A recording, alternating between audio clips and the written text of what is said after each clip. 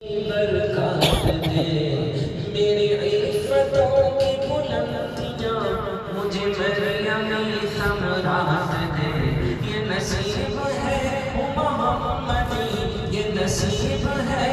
محمدی اسی رات کے اثرات دے رہوں ہر گھڑی تیری یاد میں تیرے پیار کے لمحات دے مجھے دے اپنے خیال کا مجھے اپنے قرب کی رات دے روح پاک ہو دل صاف ہو مجھے احمدی اخلاق دے ہوں حقیر بھی ہوں فقیر بھی تیرے عشق کی خیرات دے رہوں ہر گھڑی تیری یاد میں تیرے پیار کے لمحات دے یا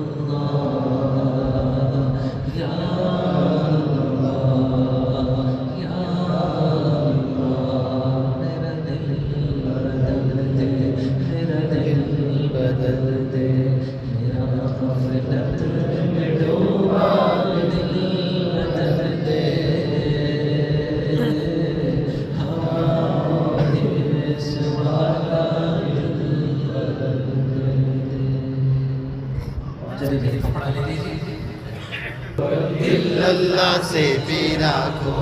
اللہ سے قلب جگائے جا الہ کی بولی کو اللہ سے پیرا کو اللہ سے قلب جگائے جا الہ کی بولی کو اللہ سے پیرا کو اللہ سے قلب جگائے جا سدا رہتی نہ جوانی یہ تو دنیا ہے فانی سدا رہتی نہ جوانی یہ تو دنیا ہے فانی ساری دنیا کو کلمہ پڑھائے جا لا الہ کی بولی بول اللہ سے تیرا کو اللہ سے قلب جگائے جا تھوڑا کھڑے ہو جائیے ویسے ہو جائیے پھر بیٹھنا بھی ہے آپ کو پھر بیٹھنا ہے اس حساب سے کہ آگے تک کھڑے ہو جائیے چلیے بھائی اندر آئیے آپ کو جگہ مل جائے گی جو حضرات باہر کھڑے ہیں اندر آئیے دیکھیں انشاءاللہ اپنی جگہ آپ کو مل جائے گی پھر اگر آپ باہر کھڑے ہیں تو آپ کا مرضی آگے پیچھے دیکھیے آپ کو بیٹھنے کے لیے جگہ چاہیے چلیے پھر اندر تشریف لائیے ابھی ذکر نہیں کرنا ہے اللہ تعالیٰ کے حمد و ثنا کی بیان کرنے کے بعد پھر ذکر کرنا ہے چلیے بیٹھ جائیے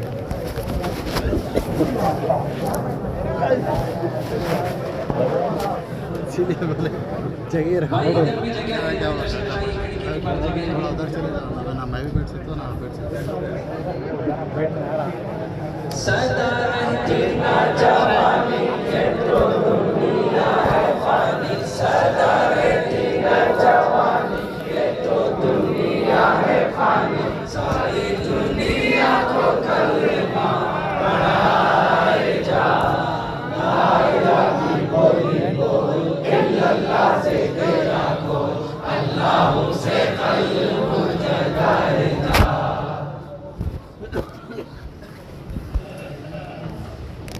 لا الہ کی بولی بول اللہ سے تیرا کو اللہ سے قلب جگائے جا یاد کرو کافر تو کس لیے آیا تھا یاد کرو کافر تو کس لیے آیا تھا سوچ تو ذرا تجھے رب نے کیوں بنایا تھا سوچ تو ذرا تجھے رب نے کیوں بنایا تھا تو ہے رب کا خلیفہ تیرا چمکا ہے نصیبہ تو ہے رب کا خلیفہ تیرا چمکا ہے نصیبہ کل ذکر کے وعدہ نبھائے جا لا الہ کی بولی بول اللہ سے گرا کھول اللہ سے قلب جگائے बोली बोल इल्लल्लाह से गिरा खोल अल्लाह से कल्ब जगाए जा अल्लाह ने गवाही दी प्यारे नबी की अल्लाह ने गवाही दी प्यारे नबी की नबियों में शान नहीं और किसी की नबियों में शान नहीं और किसी की सुन कहता है खुदा वो है सबका पेशवा सुन कहता है खुदा वो है सबका पेशवा सल्ले अला के नग़मे सुनाए जा ला इलाहा की बोली बोल इल्लल्लाह से तेरा खोल अल्लाह से कल्ब जगाए जा ला इलाहा की बोली बोल इल्लल्लाह से तेरा खोल अल्लाह से कल्ब जगाए जा आधा किलो जो एक बकरी ज़ुबान की आधा किलो जो एक बकरी ज़ुबान की साथ में नबी की सारी फौज खाने आई थी साथ में नबी की सारी फौज खाने आई थी हुए जाबिर हैरान किया आका ने फरमान हुए जाबिर हैरान किया आका ने फरमान खाना खत्म न होगा खिलाए जा ला इलाहा की बोली बोल इल्लल्लाह से बेड़ा खोल अल्लाह से कल्ब जगाए जा अशार पढ़े जा रहे हैं बार बार सुने जाते हैं बार बार पढ़े जाते हैं फिर इसका पसे जो मंजर है हकीकत क्या है उसको सुनाने पर मजा आता है बार बार सुनने में भी मजा आता है उसके बाद फिर जब ये शेर पढ़े जाएंगे अशार पढ़े जाएंगे फिर नूरुल अला नूर मजे में फिर मजा आता है ग़ज़वा-ए खंदक के वक्त जब मक्के वाले मदीने पर चढ़ाई करने वाले थे मदीने पर हमला करने का उन्होंने 30,000 का लश्कर तैयार कर दिया था मदीने पर हमला करने के लिए तो हुज़ूर सल्लल्लाहु अलैहि वसल्लम से सहाबा ने कहा कि अल्लाह के नबी सल्लल्लाहु अलैहि वसल्लम इतना बड़ा लश्कर है ना हमारे मदीने में दाखिल हो क्यों नहीं एक हिकमत अमली इख्तियार की जाए कि मदीने में दुश्मनाने इस्लाम को दाखिल होने नहीं दिया जाएगा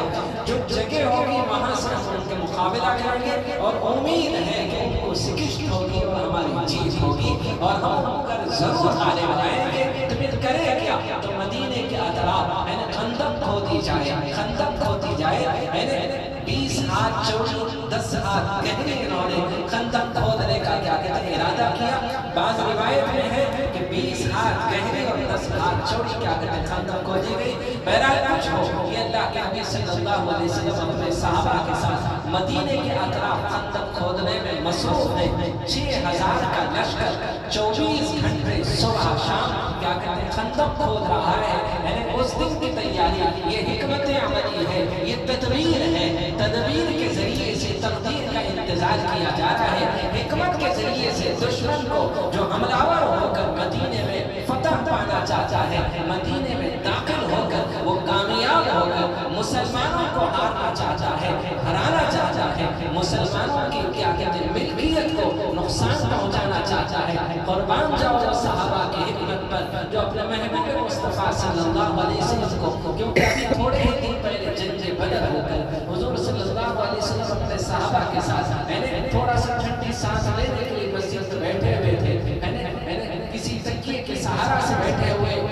और अल्लाह ताला की मदद और नुसरत से उस मौके पर अल्लाह ताला ने क्या कहते हैं सहाबा को फतह दिलाया था कि 313 थे और हजारों के लश्कर पे 313 गालिब आ गए इसलिए कि अल्लाह ने अपने फजल और करम से सहाबा के अंदर वो हिम्मत और क़ुव्वत और ताकत के साथ फरिश्तों को भी उनका साथ क्या कहते हैं कर दिया था इसलिए उनको कामयाबी हासिल हो गई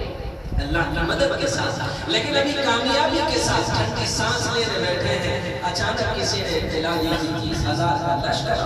मक्के से निकलने की तैयारी कर रहा है जो मदीने पर हमला करने जा रहा है तो उस वक्त हुज़ूर सल्लल्लाहु अलैहि वसल्लम जब टेका लगा के बैठे थे सीधे हो गए मुतफक्किर हो रहे थे उतने में एक صحابی اٹھے اور حضور صلی اللہ علیہ وسلم سے اجازت مانگی اور مشورہ دیا کہ اللہ کے نبی صلی اللہ علیہ وسلم ہمارے پاس تو اتنے اسباب نہیں ہیں اور اتنی تعداد نہیں ہے کہ ہم ان سے مقابلہ کر سکے، لیکن ایک حکمت عملی ہے کہ مدینے کے اطراف خندق کھود دے اور جو جگہ سے مدینے میں داخلہ ہو کر مدینے پر فتح پانا چاہتے ہیں، کامیابی حاصل کرنا چاہتے ہیں، تو ہم اس جگہ کھڑے ہوں گے، خدا کی عزت و جلال کی قسم کسی کو مدینے میں داخل ہونے نہیں دیں گے۔ یہ ہمت تھی، یہ قوت تھی، یہ ان کے پاس ایمانی کیا کہتے ہیں طاقت تھی، ایمانی قدرت اللہ نے ان کو عطا کیا تھا۔ میرا کیا کہتے ہیں 6000 کا لشکر 24 گھنٹے خندق کھودنے میں، یہ بھی حضور صلی اللہ علیہ وسلم کا معجزہ ہے اور یہ صحابہ کرام کی کرامت ہے۔ تمام اولیاء اللہ میں سب سے بڑے اولیاء اللہ تو صحابہ کرام ہیں۔ تمام اولیاء اللہ میں سب سے بڑے اولیاء اللہ، میں کہتا ہوں کہ بلال جس کو حضور کا غلام کہا جاتا ہے، یعنی ساری کائنات کے جو زندہ ہیں، جو رخصت ہو چکے ہیں، قیامت تک جتنے بھی خطب اقطاب ابطال، صدیقین صالحین صلحاء ولی کامل پیر کامل متقی پارسا پرہیزگار اور پورے نیک اور مقبول اور محبوب بندوں کو ایک پڑھنے میں رکھ دے، جس میں پیر طریقت ہو، پیر شریعت ہو، پیر کیا کہتے ہیں معرفت ہو، جس میں خطب بھی ہو، اخطاب بھی ہو، ابدال بھی ہو، تمام اولیاء اللہ کو ایک پڑھنے میں رکھ دے۔ خدا کی عزت و جلال کی قسم جو میرے محبوب مصطفیٰ کا غلام بلال ہے، ان کے پیروں کے نیچے جو ریت کے ذرہ میں سے ذرہ اگر پڑھنے میں رکھ دیا جائے، خدا کی قسم وہ ذرہ وزنی ہو جائے گا، تمام کائنات کے ابدال اور خطب پر اخطاب کی ترازو کے مقابلے میں۔ وہ شان تھی حضور صلی اللہ علیہ وسلم کی غلام، تو حضور صلی اللہ علیہ وسلم کی غلامی اور حضور سے سچا عشق کرنے والے صحابہ وہ سب سے بڑے اولیاء اللہ ہیں، تو حضور کا معجزہ ہے اور یہ صحابہ کرام کی کرامت ہے، یہ خدا کی قدرت ہے کہ اپنے نبی کے ذریعے سے معجزہ دکھاتا ہے اور صحابہ کے ذریعے سے رہتی دنیا تک یہ کرامت دکھائی جاتی ہے کہ 24 گھنٹے صحابہ خندق کھودے جا رہے ہیں، بھوکے بھی ہیں، پیاسے بھی ہیں، کھانے کا ان کے پاس کیا کہتے ہیں کسی قسم کا کوئی ساز و سامان نہیں ہے۔ اتنے میں ایک صحابی حضور صلی اللہ علیہ وسلم کے پاس بھوک کی تاپنا لا کر دربار رسالت میں آ کر پہنچتے ہیں اور اپنا سامان سے سامنے سے کرتا اٹھاتے ہیں اور پیٹ پر باندھا ہوا بھوک کی وجہ سے جو پتھر ہے حضور صلی اللہ علیہ وسلم کو دکھا کر کہتے ہیں اے اللہ کے نبی صلی اللہ علیہ وسلم بھوک بہت لگی ہے، برداشت نہ ہونے کی وجہ سے میں نے اپنے پیٹ پر پتھر باندھ دیا ہے، کوئی کھانے کا بندوبست ہو جائے۔ تو حضور صلی اللہ علیہ وسلم قربان جاؤں میرے محبوب مصطفیٰ پر، لاکھوں کروڑوں درود و سلام ہو میرے محبوب مصطفیٰ صلی اللہ علیہ وسلم پر، آسمان پر چمکتے ہوئے جتنے ستارے ہو اتنی مرتبہ اتنی دفعہ میرے محبوب مصطفیٰ پر درود و سلام ہو، ریت کے جتنے ذرے ہیں کائنات میں اتنی مرتبہ میرے محبوب مصطفیٰ پر کیا کہتے ہیں درود و سلام ہو، درختوں پر جتنے کائنات میں پتے ہیں اتنی مرتبہ میرے محبوب مصطفیٰ صلی اللہ علیہ وسلم پر درود و سلام ہو، آسمان سے برستے ہوئے بارش کے خطروں کے ہر خطرے کے بدلے اللہ کے نبی صلی اللہ علیہ وسلم کا آپ کی ذات اقدس پر، آپ کی شان اقدس پر قربان جاؤں کروڑوں کا درود و سلام ہو۔ اللہ اکبر، میرے محبوب مصطفیٰ صلی اللہ علیہ وسلم دامن مصطفیٰ اپنے سامنے سے اٹھاتے ہیں اور آپ صلی اللہ علیہ وسلم کے پیٹ پر بھوک کی وجہ سے دو پتھر باندھے ہوئے تھے۔ جابر رضی اللہ عنہ نے حضور صلی اللہ علیہ وسلم کی اس حالت میں دیکھا، چیخیں نکل گئی، پیروں سے زمین کھسک گئی، جسم سے وجود میں لرزہ طاری ہو گیا، دوڑے دوڑے محبت عشق رسول کی تابنا لائے اور دوڑے دوڑے اپنے گھر کی طرف چل پڑے اور اپنے بیوی سے کہا کچھ کھانے کے لیے ہے، میرے اپنے آنکھوں سے نور مصطفیٰ کو دیکھ کر آیا ہے کہ بھوک کی وجہ سے آپ کے پیٹ مبارک پر دو پتھر باندھے ہوئے ہیں۔ تو بیوی نے کہا ایک بکری کا بچہ ہے، چند روٹیوں کا آٹا ہے، تم اسے ذبح کر دو، میں سالن گوشت بنا دوں گی اور روٹیاں بنوا دوں گی۔ فوراً وہ صحابی رسول نے بکری کے بچے کو انہوں نے ذبح کیا اور اس کا گوشت بنوا کر دیا اور بیوی نے اس کا کیا کہتے ہیں گوشت بنوایا اور روٹیاں بنوائی اور اس کے بعد اپنے شوہر سے کہنے لگی جاؤ اللہ کے نبی صلی اللہ علیہ وسلم کے لیے کھانے کی دعوت دے دینا، اور آپ جہاں ہوتے ہیں وہاں ابو بکر ہوتے ہیں، جہاں ابو بکر ہوتے ہیں وہاں پر عمر بھی ضرور ہوتے ہیں، ان تینوں کے ساتھ وہ صحابہ کو بھی دعوت دینا جو آج جناب رسالت صلی اللہ علیہ وسلم वसल्लम की मेजबानी का हमें शर्फ हासिल हो रहा है। इतने रोटियां हैं, इतना गोश्त है कि एक 4 मेहमान सैराब मेरे महबूब की निस्बतों के साथ यानी अबू बकर और उमर और साथ में वो आज मुझे क्या कहते हैं वो मेहमान भी जो दरबार रिसालत में आप सल्लल्लाहु अलैहि वसल्लम में अपने भूख को लेकर आया था। आज मेरे महबूब मुस्तफ़ा सल्लल्लाहु अलैहि वसल्लम की मेजबानी का हमें शर्फ हासिल हो रहा है। उस मेहमान को ना भूलना, वो सहाबी को ना भूलना जिसके सदक़े में मेरे महबूब की आज क्या कहते हैं मेजबानी का हमें हासिल हो रहा है। वो सहाबे रसूल पहुंचते हैं, हुजूर सल्लल्लाहु अलैहि वसल्लम खंदक खोदने में मशगूल थे, करीब जाते हैं, आपके कान मुबारक में वो सहाबी कहते हैं कि घर में एक बकरी का बच्चा था, मैंने उसे ज़ुबाह कर दिया, चंद रोटियों का आटा था, मेरी बीवी उसकी रोटियां बनवाती है, आपको और अबू बकर को और उमर को, साथ में वो सहाबी जो आपको हमारे घर दावत देने की जिनके क्या कहते हैं तोफील में हमें ये साथ हासिल हो रही है, आप हमारे घर तशरीफ लाइए। हुजूर सल्लल्लाहु अलैहि वसल्लम जब ये दावत को सुने तो 6000 का लश्कर जो खंदक खोदने में मसरूफ था, आप चट्टान पर खड़े हो गए और सारे लश्कर वालों को ऐलान किया कि तुम सबको जावेद के घर खाने की दावत है। जावेद कहते हैं कि पैरों के नीचे से जमीन खिसक गई, मैं परेशान हो गया, अक्ल हैरान हो गई, बौरानी में समझ में कुछ नहीं आया, अपने घर आया और अपने बीवी से मैंने कहा ये क्या करूं, मैंने तो हुजूर को दावत दी थी, हुजूर तो 6000 के लश्कर को खाने की दावत दी है, अब करूं क्या? तो बीवी क्या कहने लगी कि आप हुजूर सल्लल्लाहु अलैहि वसल्लम को बता चुके थे कि घर में कितना खाना है, तो मैंने बता दिया था कि बकरी का बच्चा है, चंद रोटियों का आटा है, तो बीवी कहने लगी मेरे सरताज घबराते क्यों हो, परेशान क्यों होते हो, वो नबी जाने वो नबी का खुदा जाने। औरतों के अंदर मेरा इश्क रसूल, अब परेशान क्यों हो रहे हो, वो मेरे महबूब जाने, वो मेरे महबूब का खुदा जाने, अब परेशान क्यों होते हैं? कभी कभी कुछ परेशानियां आ जाए तो खुद परेशान ना होना, कभी अपने घर वाली से भी परेशानियों को शेयर करना, ताकि कभी बेचैनी और बेखरारी को अल्लाह ताला उसके जरिए से तुम्हारी जो अपने आप को बहुत अक्लमंद समझदार और साहिब समझने का जो गुरूर तकब्बुर रखते हैं, खुदा कभी उस तकब्बुर को तोड़ने के लिए जो तुम्हारी अक्ल में बात नहीं डालता है वो उसकी समझ में वो बात डालता है। और वैसे ये सुन्नत रसूल भी है, सुन्नत रसूल कहते हैं क्यों उसको खामोखा पागल है,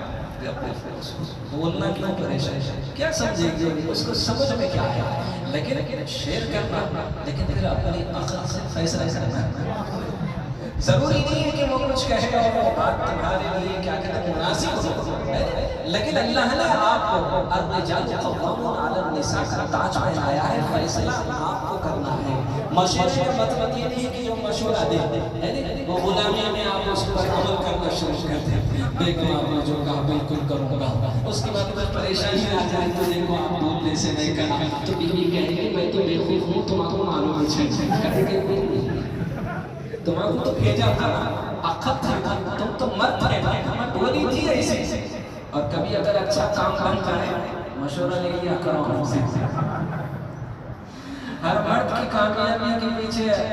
औरत के मशवरे क्या कहते होते हैं, हर कामयाब मर्द के पीछे एक राज है, उसकी कामयाब बीवी का,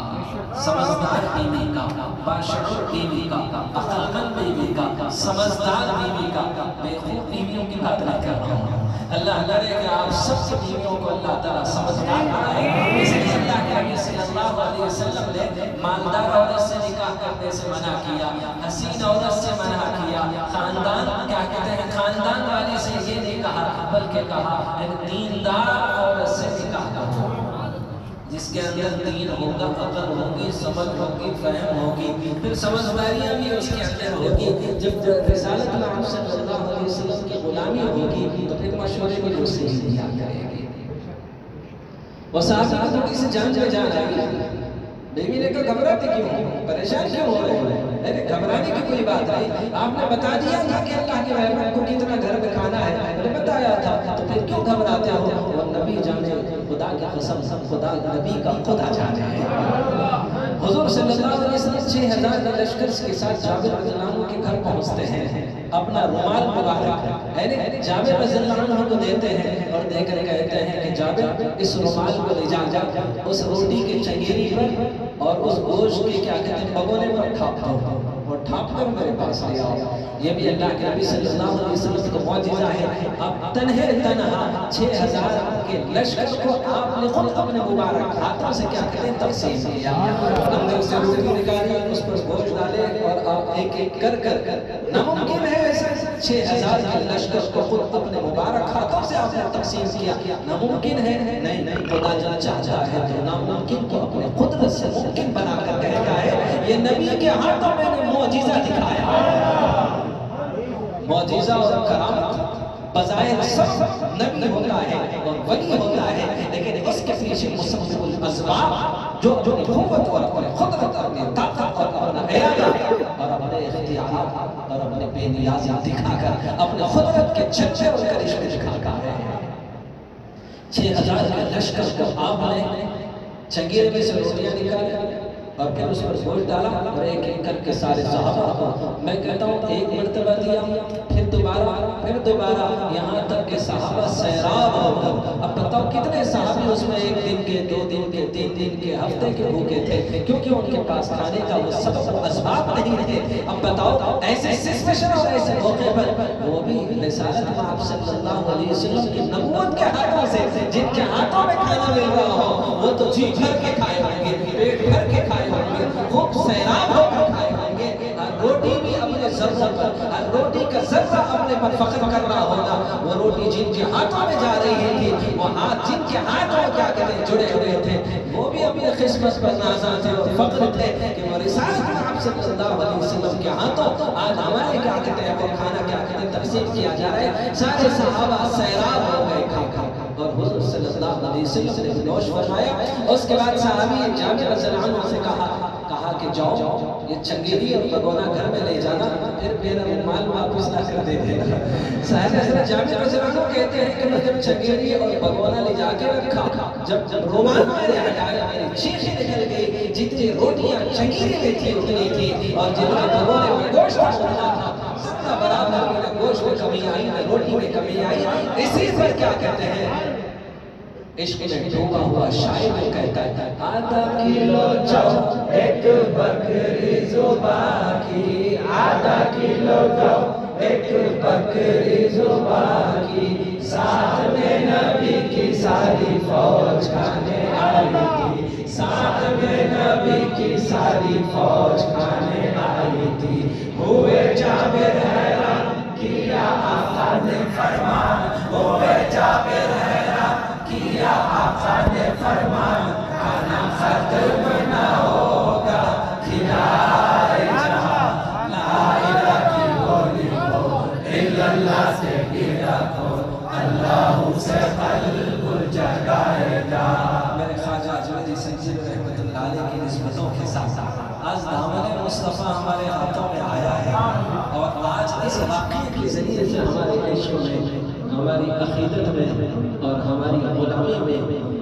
لگتا ہے کہ ایمان میں یقین میں اضافہ ہو چکا ہے۔ اب یہاں سے تقویٰ، طہارت، پاکیزگی کی پرہیزگاری ضرور یہاں سے ان واقعات کے ذریعے سے، ان محفلوں کی برکتوں سے ہماری زندگی میں ضرور انقلاب آئے گا، اور ضرور آنا بھی چاہیے۔ جب ہم نیت کریں گے، عہد کریں گے، تو پھر اس کے بعد ضرور اب ان واقعات کے ذریعے سے اب ہم آپ کو عہد کرواتے ہیں اور آپ سب کو ان بات سے آگاہ کراتے ہیں۔ کیا کہنا چاہتے ہیں؟ دنیا کے دھندے چھوڑ، رب سے تو ناتا جوڑ، دنیا کے دھندے چھوڑ، رب سے تو ناتا جوڑ، ہونٹوں پہ اللہ اللہ دل میں چھپائے چھوڑ۔ غلط کاروبار کو دھندا کہتے ہیں، جیسے اس نے دھندے والی لیکن برے کام کرنے کو دھندا کہتے ہیں۔ تو دنیا کے دھندے جو جھوٹ بولنا، بٹے بازی کرنا، دھوکہ دہی کرنا، رشوت خوری، سود خوری، ناپ تول میں کمی، ہیر پھیر، آج پھرایا گھمایا پھرایا، پھر اس کے بعد کیا کہتے ہیں اپنے آپ کو ایمان والا کہا، مسلمان کہا، یہ ساری چیزیں نہیں ہیں۔ میرا کیا کہتے ہیں زبانوں پر اللہ اللہ ہو لیکن کاروبار کے اندر بھی اللہ کا خوف ہو۔ جب کاروبار کرے تو اس خوف کے ساتھ کرے کہ کیا کہتے ہیں خدا مجھے دیکھ رہا ہے، اللہ حاضری اللہ ناظری اللہ معین۔ تو میرے کیا کہتے ہیں دنیا کے دھندے چھوڑ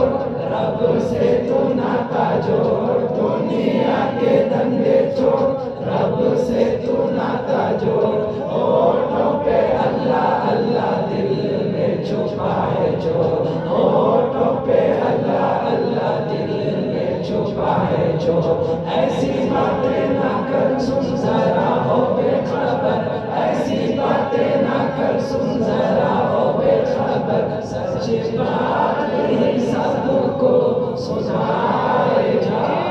لا الہ کی بولی بول، الا اللہ سے گھیرا بول، اللہ سے قلب جگائے جا، لا الہ کی بولی بول، الا اللہ سے گھیرا بول، اللہ سے قلب جگائے جا۔ ان محفلوں کا ٹوٹے ہوئے کو بنانا ہے، اللہ سے جو ہمارا رشتہ غلاموں کی وجہ سے ٹوٹا ہوا ہے، جوڑنے کے لیے محفلیں سجائی جاتی ہیں۔ میرے جو ناکام ہوتا رہے عمر بھر بھی بہرحال کوشش عاشق نہ چھوڑے، یہ رشتہ اللہ سے محبت کا قائم ہی رکھے، جو 100 بار ٹوٹے 100 بار جوڑے۔ اللہ سے رشتہ کیسے ٹوٹتا ہے؟ جب ہم گناہ کرتے ہیں، اللہ کے احکامات کو چھوڑ کر جو عمل کیا جاتا ہے، نبی کے طریقے کو چھوڑ کر جو عمل کیا جاتا ہے وہ عمل نہیں، وہ عمل گناہ بن جاتا ہے۔ اور جب آدمی کوئی بھی عمل اللہ کے حکم کے خلاف نبی کی اطاعت سے ہٹ کر کرتا ہے تو وہ گناہ ہے۔ جب وہ گناہ کرتا ہے تو اللہ سے رابطہ ٹوٹ جاتا ہے، اللہ سے واسطہ ٹوٹ جاتا ہے، اللہ سے رشتہ ٹوٹ جاتا ہے۔ اور اللہ سے رشتہ جوڑنے کے لیے کیا کرنا ہے؟ توبہ کرو، اللہ سے رشتہ جڑ جاتا ہے۔ امام حنبل رحمۃ اللہ علیہ فرماتے ہیں کہ میں کسی گاؤں میں یا کسی شہر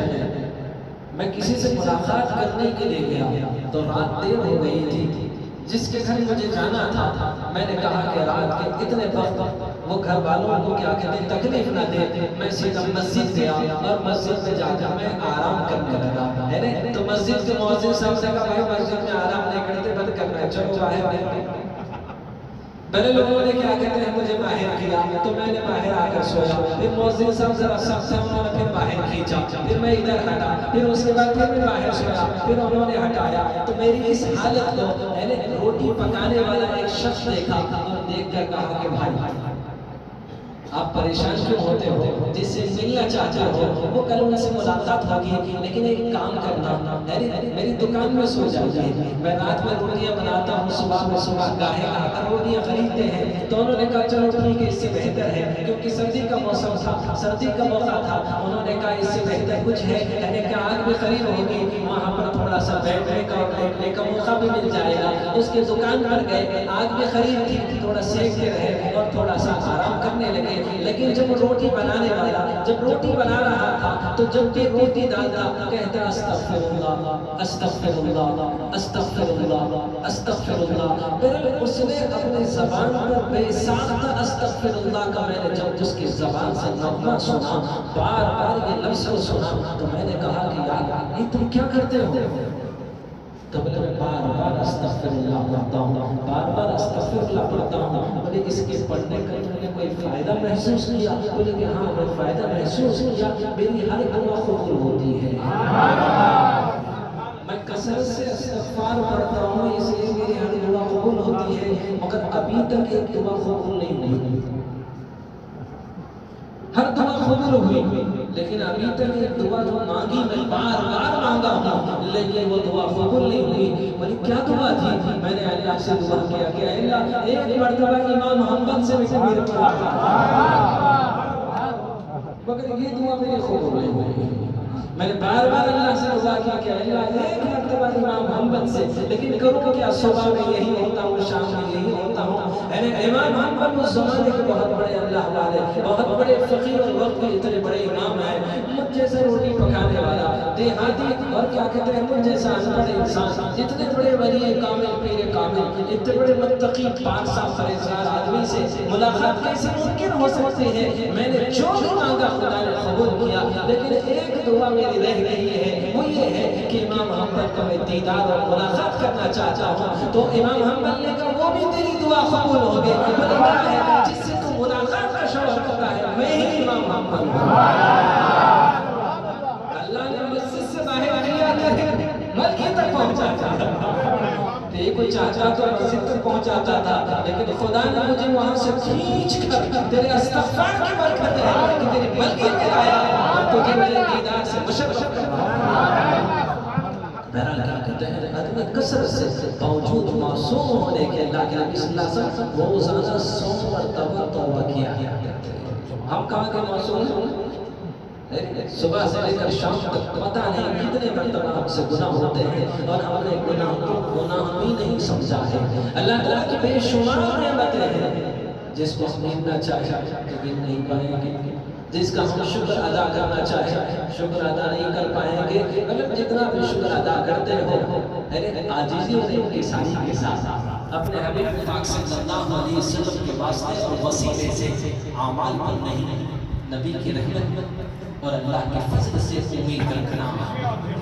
ورنہ یہ میں شکر ادا کرنے والا ہوں دنیا کا الحمدللہ، دنیا کا شکر ادا کرتا ہوں الحمدللہ۔ کتنا ادا کرتے ہو؟ کھانا کھانے کے بعد ڈکار ہے کہ الحمدللہ بولتے ہیں، کیا ہر دیوانے والا اپنے الحمدللہ بولا نہیں بولتا؟ اگر واقعی تم یہ شکر ادا کرنا بھی چاہے تو ادا نہیں کر پاتے ہیں، کیونکہ اللہ کی ایسی بے شمار نعمتیں ہیں۔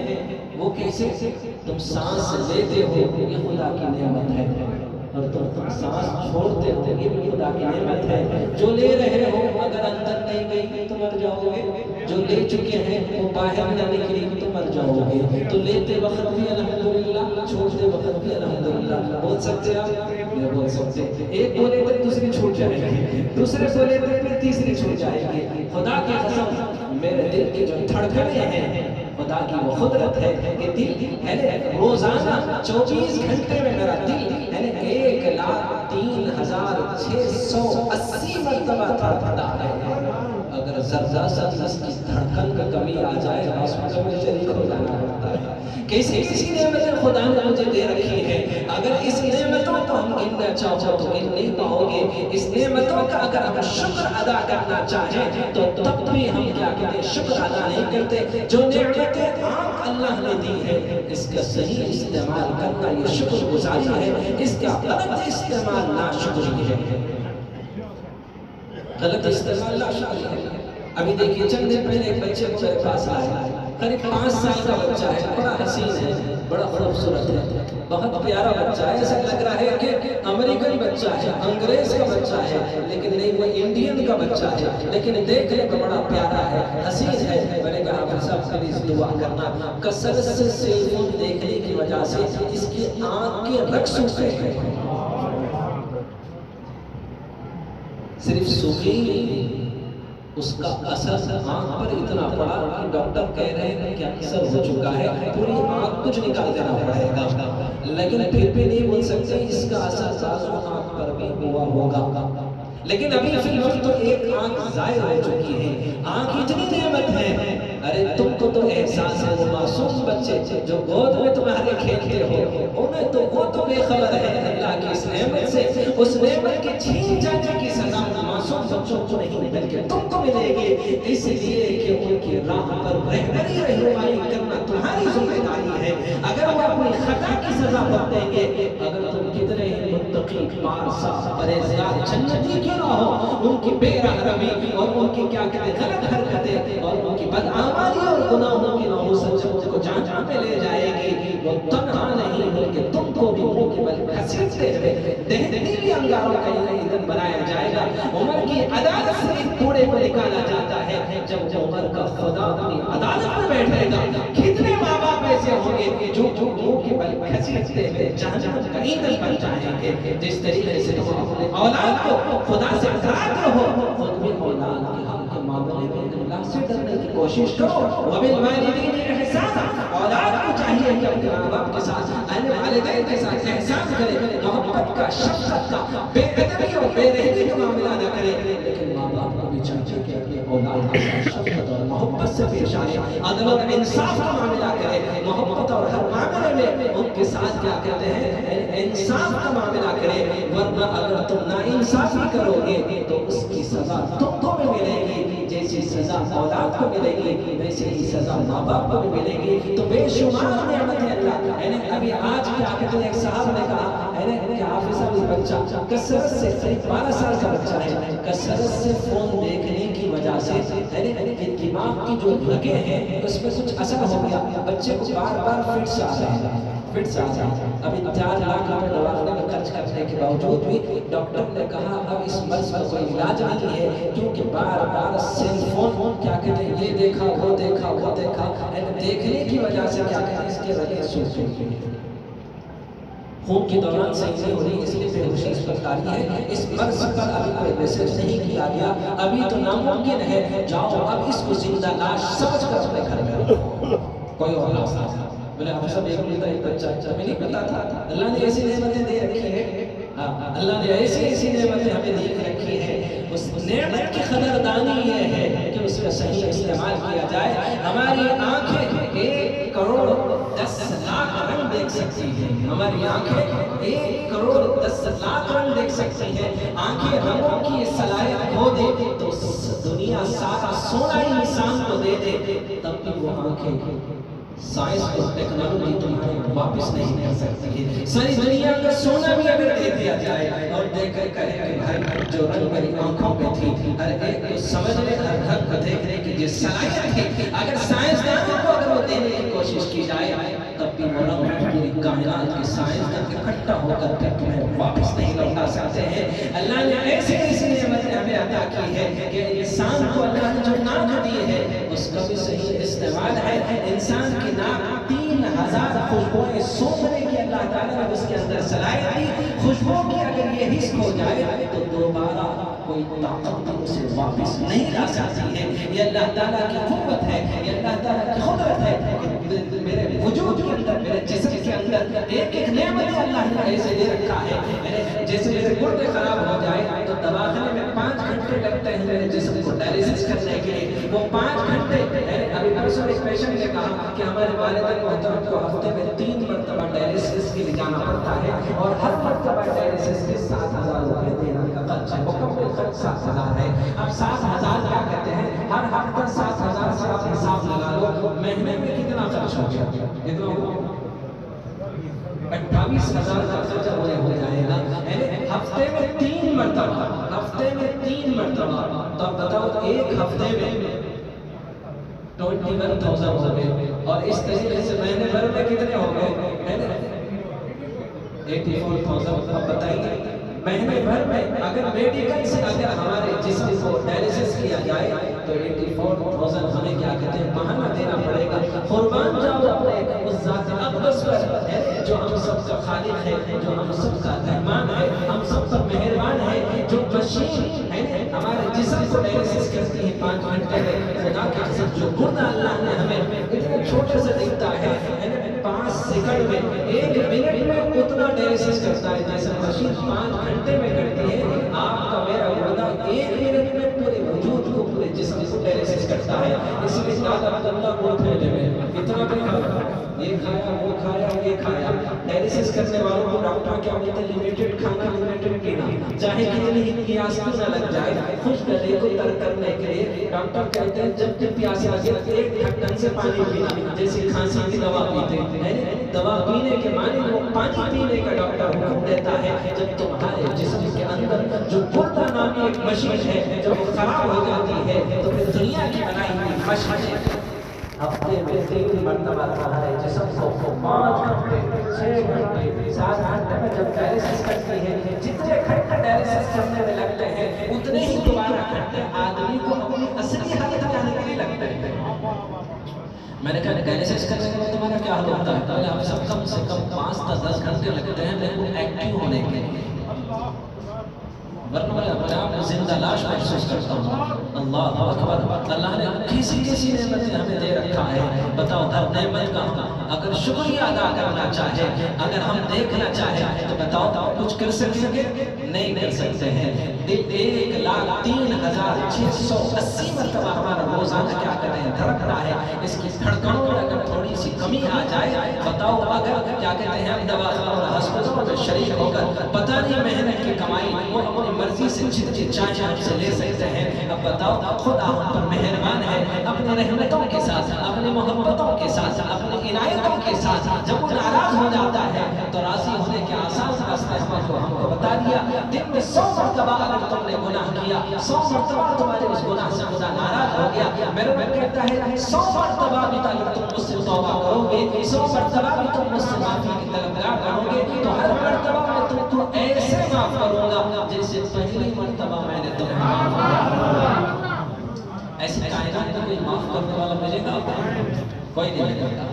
اگر سگے باپ سے اگر تمہارا کوئی معاملہ ہو جائے، سگی ماں سے اگر تمہارا کوئی معاملہ ہو جائے، اگر تم ماں باپ سے دور ہو جاؤ اور کسی وقت میں ندامت اور شرمندگی کے ساتھ اپنے والدین سے معافی کی طلبگار بن کر تم ان کے در پہ پہنچنے کی کوشش کرو گے تو باپ 2-3 ڈنڈے کھینچ کے مارے گا، ماں تم کا قصائد سنائے گی، تب جا کر تمہیں معاف کرے گی۔ لیکن قربان جاؤ 80 سال کا بوڑھا، یعنی ساری 80 سال 90 سال تک اللہ سے بغاوت کیا، اللہ کی نعمتوں کی نافرمانی کیا، اللہ کی نعمتیں جو عطا کی تھی ناشکری کیا، ہر موڑ پر خدا کی کیا کہتے ہیں غضب کو دعوت دیتے رہا، لیکن خدا اپنی رحمت کی چادر میں اسے چھپاتا رہا اور اس دن کا انتظار کیا کہ کسی دن بھی اگر یہ توبہ کر لے گا میں اسے معاف کر لوں گا۔ زمین چاہتی ہے کہ پھٹ جاؤ اسے نظر دو، فرشتے اجازت مانگتے ہیں کہ چیخ مارے اس کی کلکل پھاڑ دیں، ان کے دل پھر جائے اور یہ زمین میں زندہ دفن ہو جائے۔ نہیں نہیں، خدا انتظار کرتا ہے، کہتا ہے 80 سال کا بوڑھا بھی اگر پلٹ کر لوٹ کر میری طرف آ جائے اور وہ اس سے معافی کی طلبگار بن جائے، نہ لفظوں کا محتاج ہو، نہ تمہارے ہاتھوں کو اٹھنے کا محتاج ہو، صرف چہرے سے محسوس کرو کہ تمہارے چہرے سے ضائع ہو جائے مجھ سے خطا ہو گئی، خدا کی قسم خدا بھی تمہارے چہرے پر کیا کہتے ہیں لفظوں کا نہیں، تمہارے چہرے کو دیکھ کر بھی خدا سمجھ جاتا ہے اس نے اپنی غلطی پر شرمندگی محسوس کی۔ میرا رب کہتا ہے میرے بہنوں بتاؤ اپنی امت سے اگر وہ خطا کر کر نادم بھی ہو جائیں گے،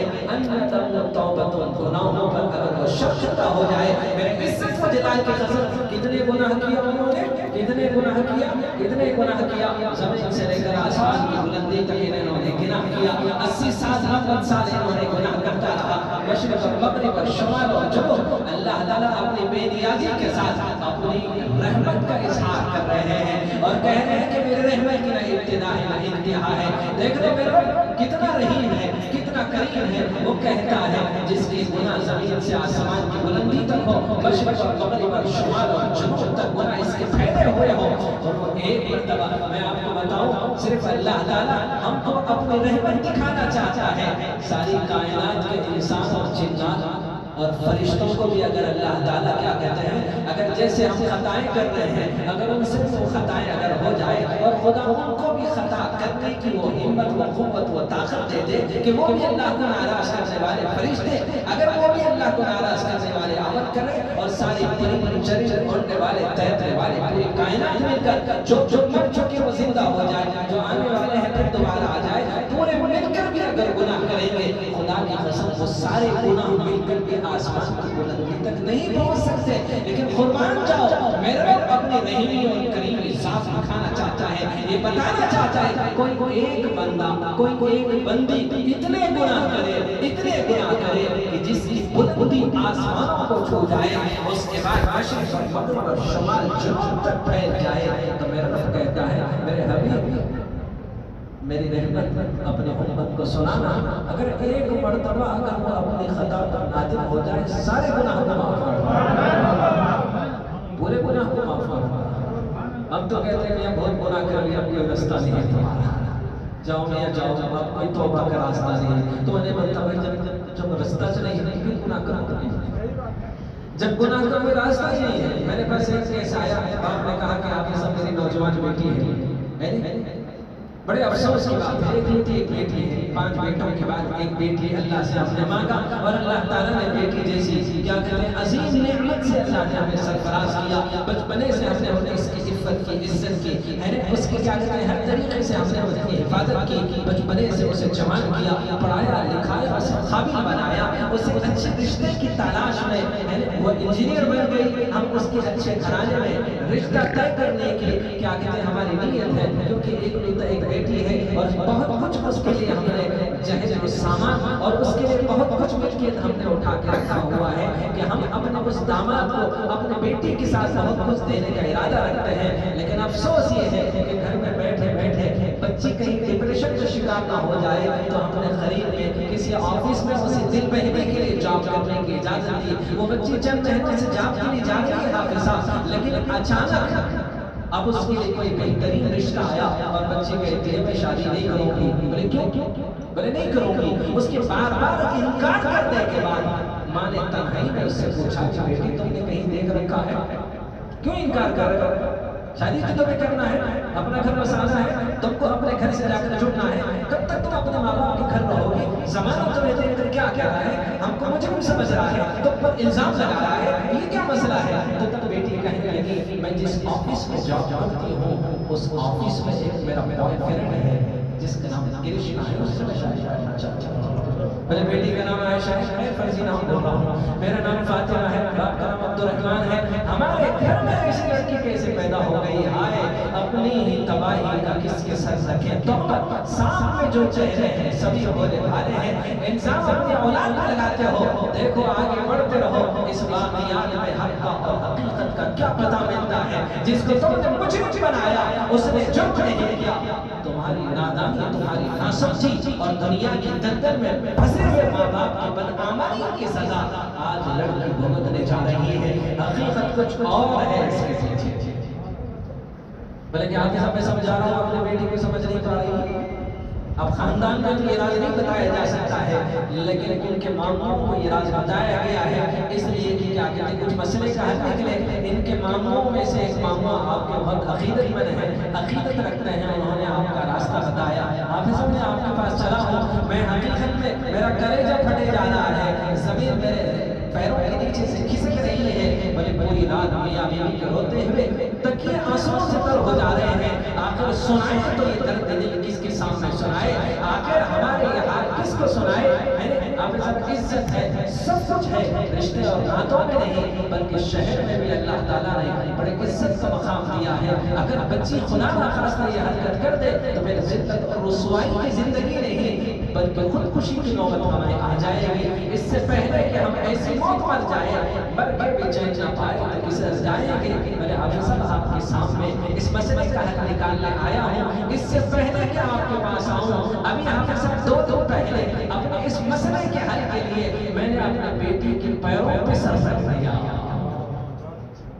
جو سر خالق کے سامنے جھک جائے کسی اور کے سامنے جھکنے خدا نہیں دیتا ہے، جب تمہارے سر خدا کے سامنے سے جھکنے سے ہٹ جاتا ہے خدا تب تک تمہارے سروں کو جھکاتا ہے، پھر ایسے جھکنے والوں کا ٹھکانہ جہنم بنا دیتا ہے۔ یہ سر تو صرف اپنے لیے رکھا ہے، کسی اور کے سامنے جھکنا نہیں۔ آپ ادب کے ساتھ، عزت کے ساتھ، احترام کے ساتھ تھوڑا سا ہاتھ چھوٹ لیتے ہیں صحابہ کے سامنے، لیکن جب چھپتے ہیں تو غصہ آ جاتا ہے، ہو کھپن لگتا ہے کہ تم کیا کہتے ہیں یہ عمل کرتے ہیں، خود میں جہنم کا ایندھن بن رہے ہو اور مجھے بھی اپنے ساتھ زندگی اپکار کا ایندھن بنانا چاہتا ہوں۔ نہیں چھوٹے جتنا صحابہ سے زیادہ عشق کرنے والا، اپنے پیر سے محبت کرنے والا قیامت تک بھی ایسے مریدین نہیں ملیں گے، یعنی نہ پیر ملے گا نہ ایسے مریدین ملیں گے، یعنی نہ مثل ملیں گے نہ مثال ملیں گے، نہ میرے محبوب جیسا کوئی مثل ہے نہ مثال ہے۔ میرے محبوب سے محبت کرنے والے جو اصحاب ہیں ایسے محبت کرنے والے آپ سے پہلے بھی نہیں تھے اور آپ کے بعد قیامت تک بھی ایسے محبت کرنے والے نہیں ملیں گے، لیکن اتنی محبت کرنے والوں نے بھی نبی کے قدموں پہ سر نہیں رکھا۔ ایک مرتبہ ایک صحابی نے کہا اے اللہ کے نبی صلی اللہ علیہ وسلم، پچھلی قومیں اپنے نبیوں کے مزاروں پر سجدہ کرتی ہیں، آپ کے بعد کیا اللہ کے نبی صلی اللہ علیہ وسلم جھنجھلاہٹ کا شکار، آپ غصے میں آئے اور غصے میں آ کر آپ نے کہا خبردار، پچھلی قومیں ایسے کرنے کی وجہ سے ہلاک ہوئے، تباہ ہوئے، خدا کے غضب کا، خدا کے قہر کا، خدا کے عذاب کا نشانہ بنے، خبردار ایسا کبھی نہ کرے، ایسا کبھی نہ کرے۔ اگر سجدہ جائز ہوتا تو میں روزانہ عورتوں کو حکم دیتا کہ اپنے شوہروں کے سامنے سجدہ کرے، لیکن اللہ کے علاوہ یہ سب کسی اور کے سامنے جھکنے کی اجازت نہیں ہے۔ کٹر سنی ہو، چشتی ہو، صابر ہو، آپ اپنے عقل سے، اپنے سمجھ سے، اپنے دماغ سے کوئی مسلکوں کی باتوں کو لا کر پیر پہ فتویٰ جوڑنے کی کوشش نہ کرو۔ تم بھی چلے جاؤ، تمہارا عقیدہ بھی چلے جائے، لیکن میں تو جاؤں گا، لیکن تمہاری بدعقیدگی کے ساتھ خدا کا قہر کا، خدا کے عذاب کا، خدا کی ناراضگی کا میں سامنا کرنا نہیں چاہتا ہوں۔ میں تیرا وہ طالب دین ہوں جو تیری راہ میں جو شہید ہوں، یہ ٹپٹ ٹپٹ کے کہے لہو تیرے شان جنت نبی نے جو اپنے صحابہ سے کہا وہ ہوا پہنچا تھا۔ کوئی کہتا ہے کہ اونٹ جب حضور کو سجدہ کر سکتا ہے تو ہم کیوں نہیں کرتے؟ وہ صحابہ حضور سے عبادت کا سجدہ پوچھے، ہم جو سجدہ کرتے ہیں تعظیمی سجدہ کرتے ہیں، اور وہ صحابہ سے زیادہ حضور کی تعظیم کرنے والے، میں نے کہا ایسے ملتے قیامت میں کوئی نہ ملیں گے۔ پھر وہ تعظیم جو صحابہ دل و جان سے حضور پر قربان ہونے والے تھے، پھر حضور کی عشق و محبت میں انہوں نے نبی کے قدموں پہ سر کیوں نہیں رکھا؟ اجازت مانگی، عبادت کا سجدہ نہیں تعظیمی سجدہ مانگا، کیونکہ حضور صلی اللہ علیہ وسلم سے رگ رگ میں ریشے ریشے میں ایسی توحید بھر دیا تھا ان کے اندر کہ وہ گمان میں بھی نہیں آ سکتا ہے کہ وہ اللہ کے علاوہ کسی اور کو سجدہ کرنے کی اجازت مانگے۔ انہوں نے بھی تعظیمی سجدہ مانگا تھا۔ اب ایک صاحب دیکھتے ہیں کہ آپ نے سب اونٹ سجدہ کیا تھا حضور کو، ہم کرے تو کیا ہوا؟ تو شریعت جانوروں پر لاگو نہیں ہوتی، انسان پر لاگو ہوتی۔ وہ جانور ہے بچاتا، وہ بھی ایک نبی کا معجزہ ہے۔ ایک صحابی نے آگے رہا میرا اونٹ پاگل ہو گیا ہے، میرا گزر بسر پورا اونٹ کے اوپر ہے، اب میں پاگل ہو گیا، اب اس کی خرید پہ نہیں جا سکتا، اس کے ذریعے سے اپنی روزی روٹی کماتا تھا، لیکن یہ عجیب معاملہ ہے، یعنی کریں کیا؟ آپ نے کہا کہاں ہے؟ فلاں صحابی کے باغ میں نے اس کو کیا کہتے چھوڑا ہے۔ حضور صلی اللہ علیہ وسلم صحابی کے ساتھ پہنچے، آپ نے کہا دروازہ کھولو، تو وہ ڈرنے لگے، اللہ کے نبی صلی اللہ علیہ وسلم میں دروازہ کھولوں تو وہ دوڑتے ہوئے آئے گا، میرے بیوی بچے میرے سب کچھ آپ کے اوپر قربان، لیکن وہ تو پاگل ہو گیا ہے، کہیں آپ کو کوئی خراش نہ لگ جائے، کوئی آپ کو کیا کہتے ہیں زخم نہ لگ جائے، اللہ کے نبی صلی اللہ علیہ وسلم میں نہیں کھولوں گا، میرا یہ عمل کہیں آپ کو نقصان کرنے کا سبب ذریعہ نہ بن جائے۔ حضور صلی اللہ علیہ وسلم خود اپنے ہاتھوں سے کیا کہتے ہیں دروازہ کھولتے ہیں، جیسے اندر داخل ہوتے ہیں وہ اونٹ دوڑتا ہوا آتا ہے، پھر اس کے بعد دو قدموں سے سامنے بیٹھتا ہے، پھر اس کے بعد بیٹھ کر اپنے سر کو جھکاتا ہے، اس کے آنکھوں سے آنسو نکلنے لگے۔ حضور صلی اللہ علیہ وسلم بہت دیر تک کیا کیا اس کی طرف دیکھتے رہے، پھر اس کے بعد قریب جا کر اس کے کان میں کچھ کہا، پھر صحابی سے کہا میں نے اس اونٹ کو سمجھا دیا ہے کہ مرنے تک کبھی تم سے بغاوت نہیں کرے۔ یہ نبی کا معجزہ تھا کہ اونٹ آ کر آپ کے خدموں پہ سر رکھتا گیا۔ تو آپ اونٹ ہیں انسان سے خیر دیکھیں بہت سارے مسئلے مسائل ہیں، میں کوئی مسئلہ سمجھ نہیں پڑتا ہوں، کوئی واحد نہیں ہوں، کوئی مبلغ نہیں ہوں، کوئی خطیب نہیں ہوں، کوئی فتوے لا کر اگر آپ کے سامنے پیش کریں آپ کا عشق آپ کی عقیدت میں سے ٹوٹ جائے، میرے کو بھی کوئی غم کی بات نہیں، آپ کا جڑنا کوئی فائدہ نہیں، آپ کا مجھ سے ٹوٹ جانا کوئی نقصان کرنے والا نہیں ہے، لیکن آپ کو اللہ اور اس کے رسول سے دور کرنے والا جو عمل ہے وہ عمل آپ کی سماعت کے حوالے، وہ بھی اللہ نے دل میں ڈالا تو آپ کے سماعت کے حوالے کیا۔ مانتے ہیں مان دو نہ مانے، جس قدر ہو سکا جس قدر کر سکا، وہ بھی اس کے فضل سے ہو سکا کر سکا، اپنی جان سے، اپنے ارادے سے، اپنے مرضی سے، اپنے قوت سے، اپنے قدرت سے، اپنے طاقت سے نہیں، جو کچھ ہوا بس اسی کے فضل سے ہوا ہے، ہو رہا ہے، ہوتا رہے گا۔ جس قدر کر سکا جس قدر ہو سکا جس قدر کر سکا،